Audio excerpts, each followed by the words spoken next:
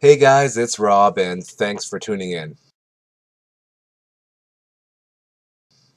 So, I hope everyone has had an awesome week since last we chatted. My week has been pretty frackin' good, if you will. On Sunday, I went down, I guess it was Saturday, Sunday, I went to Seattle and saw the Battlestar Galactica exhibit in the science fiction and Experience Music Project in Seattle. If you've never been there before, they're both pretty cool. Unfortunately, I wasn't able to see the rest of the Science Fiction Museum because they were doing a renovation for a big Avatar display coming up, and also the EMP, the music one, they were doing a big Nirvana display, so a lot of their stuff was closed too. So that kind of sucked. But besides that, trip overall was pretty awesome. I did a lot of the other kind of Seattle type things. But I definitely saw the Battlestar display.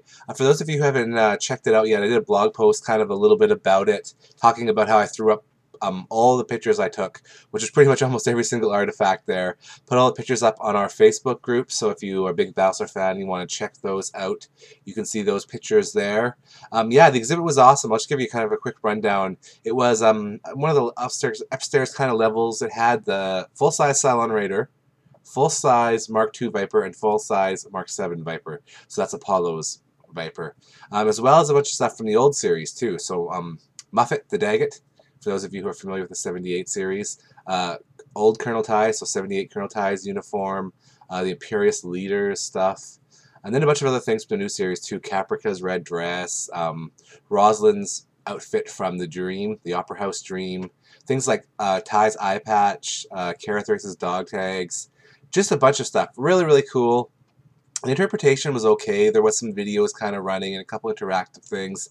I found that most of the information they're talking about I've either heard in extras from the DVDs or just stuff I've already read or picked up. So the interpretation was come see, come saw, but the actual display itself was really sweet, and you have to see a lot of things that you saw in the show, and you'd be like, oh, it was the arrow of Apollo, the Pythia scripture showing the temple on, I guess it was it Temple on Earth, I guess it was, or was it Temple on Cobalt? I can't remember now. Just a bunch of other cool stuff. So that was awesome. Now, something that I didn't mention in the blog post was that at the same day I was there, the main people in the costume department of Battlestar and Caprica and Blood and Chrome, which is the new series coming out, they were there. So the main head costume designer, plus a lot of the other people that have worked on this show in the costume department. And they actually had I guess it was about a 2-hour panel where they just kind of discussed a little bit about themselves, about the costumes that they did in the show, why they kind of liked the show. Tons of just interesting inside stories.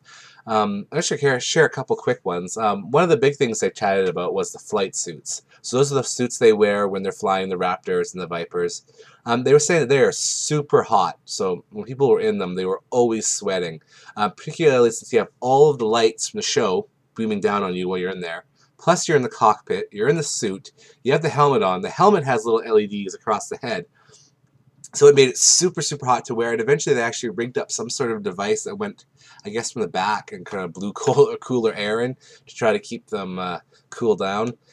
They also mentioned with the flight suits that they were super expensive to make. Something like $1,500 just to make one of them. The material, I guess, was really rare. So they said that there wasn't a lot of people getting shot, particularly in weird spots in the early seasons because of the cost of the suits. So, a lot of people got shot in the heart or places that was very easy just to sew a patch out of.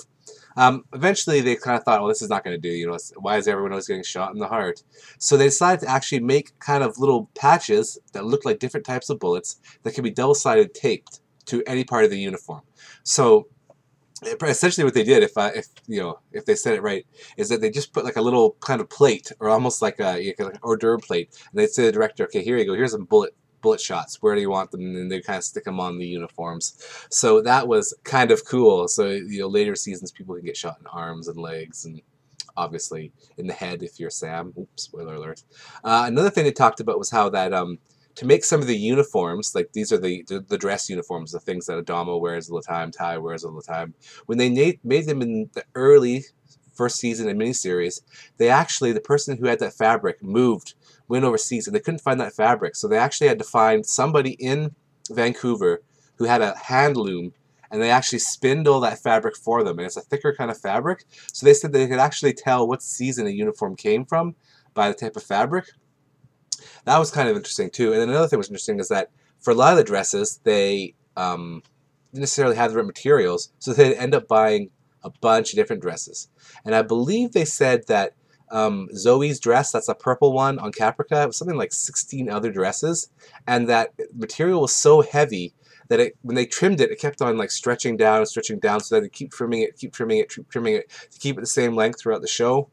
A bunch of other interesting things. One of the dresses that Caprica wears, and I guess it's the first season when she's in the forest. It's kind of that white one. Apparently, they kind of had one, and she was wearing it, and then also they wanted more of them, and the person who made it was like, "Oh, I don't even have the original anymore," so they had to rush it off her, rush it back, and make some more.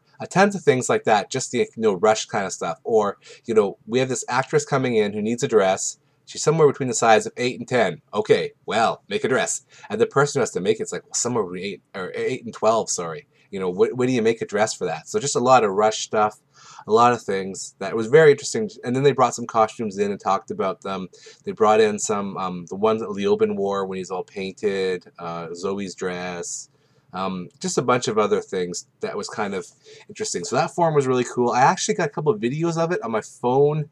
Unfortunately, the lighting was pretty poor, and there wasn't overly loud speakers, so I don't know how well they're actually going to show up. But I'm going to upload them to YouTube, hopefully sometime within the next week or so, so you'll be able to get just a little taste of that forum that I took was a part of there. So hopefully that will be on there, and that will be very cool. And that exhibit was awesome. And if you can get to it, maybe I would say don't go too far out of your way, but if you live in the area or you're going here for some other reason, you definitely got to check it out. And definitely check out the Sci-Fi Museum. They have a lot of other cool stuff there. And, even if you like music, go check that out too, because EMP is pretty cool as well. Yeah, so since we could have a bit of a Battlestar theme going here, when I was also down in the States, I got some new t-shirts. And one of the t-shirts that I got was actually from the display itself. And it's tonight's t-shirt. And it is... I am a skin job. Nice red shirt there. You know how much I like to wear red and blue. Yeah, so I'm a skin job, which is pretty sweet because I kind of like the Cylons. I'm kind of a little affiliation or affinity for the Cylons. So I got that awesome t-shirt there. I picked up a few other cool ones too along the way, and I'll be showing them the next couple weeks. I think I have at least enough t-shirts for another month, so I'll just keep on rolling with the t-shirt business.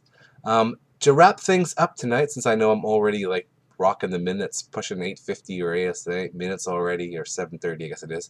We're going to answer a question from last week. So last week I asked everybody, what's your favorite Final Fantasy? There's a whole bunch of them to choose from. There's tactics, there's online ones, there's a whole bunch of numbers. The most recent 13, just a bunch of Final Fantasies.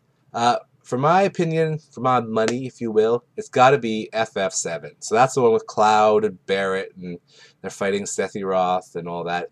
I know it's not everyone's favorite, but it's got to be my favorite. Maybe it's an age thing. I kind of was at a I don't know, I guess a key age for video games when it came out. I still remember the cutscenes, being amazed at how good they were for that PlayStation. I liked the materia. I thought it was fairly easy to kind of understand the tech tree with the materia and the way it can kind of multiply with experience. Knights of the Round, I think, might be one of my all-time favorite summons. Bahamut too was in there, of course, but then Neo Bahamut, but then Bahamut's in a lot of them. But yeah, Knights of the Round was a really sweet summon. I always remember doing that and enjoying those guys kind of going through. Snowboarding was fun. The chocobo races were always enjoyable, baiting the chocobos. Yeah, so although it didn't have the best everything, it didn't have some things the other games had. Sometimes it was really long, having to do all the reading, and the introduction part was really, really long. But I mean, for my money, Final Fantasy VII is my favorite. If you agree with me, let us know. If you don't agree, you can do angry email to me, or angry Twitter, or angry YouTube comments, and tell me why I am full it. Next week I will have another question and a whole bunch of other stuff. So I am going to say, so say we all.